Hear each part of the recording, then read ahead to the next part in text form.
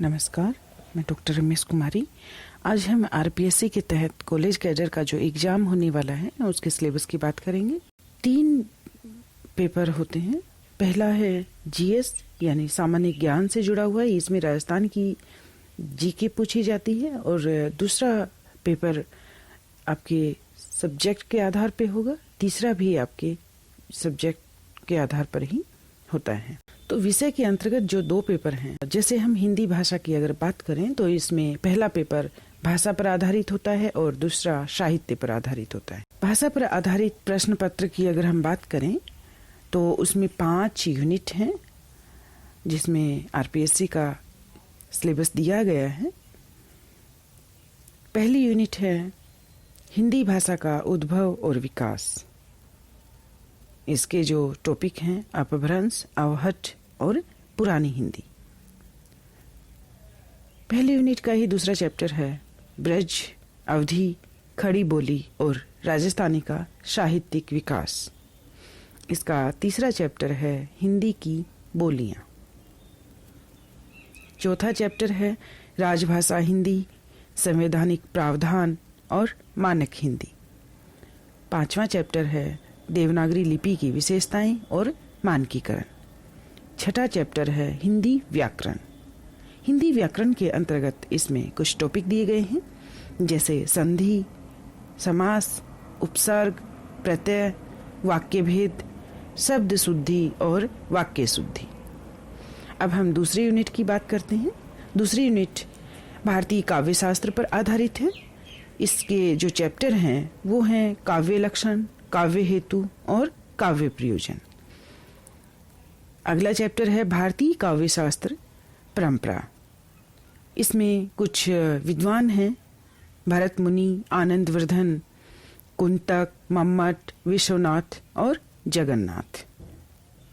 कुछ काव्य शास्त्र के सिद्धांतों को भी आरपीएससी के सिलेबस में शामिल किया गया है, जिनमें है रस सिद्धांत, रस का स्वरूप, निष्पत्ति और साधारणीकरण।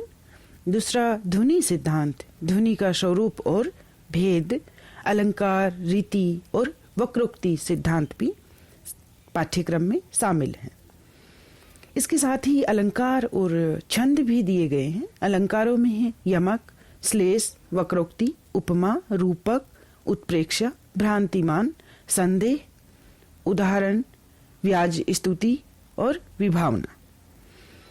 इसी तरह से कुछ छंद भी शामिल हैं, जिनमें है चौपाई, दोहा, सोरठा, रोला, उलाला, छपय, कुंडलियां, हरि गीतिका, मंद्रकांता, कवित और सवैया।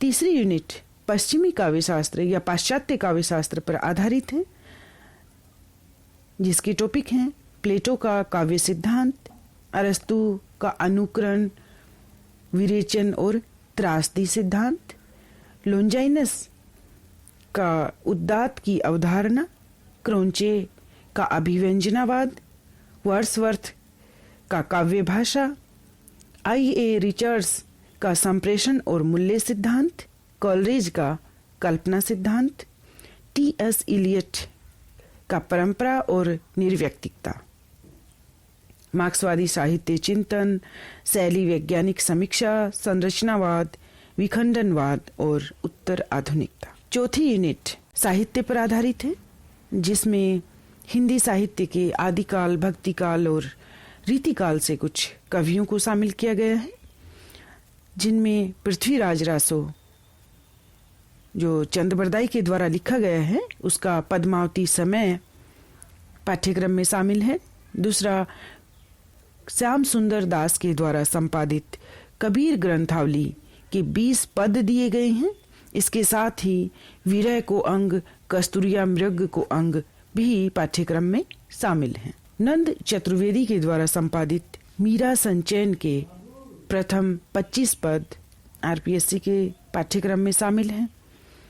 रामचंद्र शुक्ल के द्वारा संपादित जायसी ग्रंथावली का नागमती वियोग खंड पाठ्यक्रम में सम्मिलित हैं। परीक्षार्थी उन सभी पदों की व्याख्या, उनकी भाषा, उनके छंद, अलंकार आदि का गहन अध्ययन करें। इसके बाद रामचंद्र शुक्ल के द्वारा ही संपादित भ्रमर गीत सार के 21 से 50 यानी 21 से 50 तक के पद इसमें शामिल हैं। वियोगी हरि के द्वारा संपादित विनय पत्रिका के भी कुछ पद शामिल हैं और उनकी संख्या है 137 से 161। इसके बाद ओम प्रकाश के द्वारा संपादित बिहारी शारद सती के शुरुआती 25 पद पाठ्यक्रम में सम्मिलित हैं और विश्वनाथ प्रसाद मिश्र के द्वारा संपादित घनानंद कवित के भी 25 पद पाठ्यक्रम में सम्मिलित हैं। चौथी यूनिट की अगर हम बात करें तो इसमें कुल 8 कवियों के पदों को सम्मिलित किया गया है, जिसमें चंद बरदाई का पृथ्वीराज रासो, कबीर ग्रंथावली के 20 पद, मीरा संचयन के 25 पद, जैसी ग्रंथावली का नागमती वियोग खंड, भरमर गीत सार के 30 पद 21 से 50, विनय पत्रिका के 137 से 161 पद, बिहारी शारद सती के 25 पद और घनानंद कवित के भी 25 पद। फर्स्ट पेपर के ही हम आखिरी यूनिट की बात करते हैं, जो 5वीं यूनिट है। वो हिंदी के आधुनिक काल से सम्मिलित की गई है। इसमें सिर्फ कविता ही नहीं बल्कि साहित्य की दूसरी विधाओं को भी शामिल किया गया है, जिसमें है कामायनी। जयशंकर प्रसाद की जो रचना है कामायनी, उसके 3 सर्गों को पाठ्यक्रम में शामिल किया गया है। वो तीनों सर्ग हैं चिंता, श्रद्धा और लज्जा। सूर्यकांत त्रिपाठी निराला के द्वारा रचित राम की शक्ति पूजा भी पाठ्यक्रम में शामिल है। अगला प्रेमचंद का जो उपन्यास है गोदान, वो सम्मिलित है। हजारी प्रसाद द्विवेदी का उपन्यास बाण भट्ट की आत्मकथा, ये भी पाठ्यक्रम में सम्मिलित है। गोदान और बाण भट्ट की आत्मकथा 2 उपन्यास शामिल हैं और 2 काव्य या कविताएं शामिल हैं, जिसमें कामायनी के 3 सर्ग और राम की शक्ति पूजा। एक नाटक भी आरपीएससी के सिलेबस में है, मोहन राकेश के द्वारा रचित आधे अधूरे। निबंधों की अगर हम बात करें तो रामचंद्र शुक्ल के चिंतामणि भाग 1 के 3 निबंध इसमें शामिल हैं। उत्साह, दूसरा है श्रद्धा और भक्ति और तीसरा है कविता क्या है। इसमें 5 कहानियां भी सम्मिलित हैं। चंद्रधर शर्मा गुलेरी की उसने कहा था, प्रेमचंद की कहानी कफन, जयशंकर प्रसाद की कहानी ममता, अज्ञे द्वारा रचित कहानी रोज और निर्मल वर्मा की कहानी परिंदे। इसमें एक यात्रा वृतांत भी शामिल है, सौंदर्य की नदी नर्मदा। अमृतलाल बागड़ के द्वारा रचित ये यात्रा वृतांत इस पाठ्यक्रम में सम्मिलित। इसी पर आधारित प्रश्न एग्जाम में पूछे जाते हैं। अगले वीडियो में हम दूसरे प्रश्न पत्र की बात करेंगे, जो कि साहित्य पर आधारित है। धन्यवाद।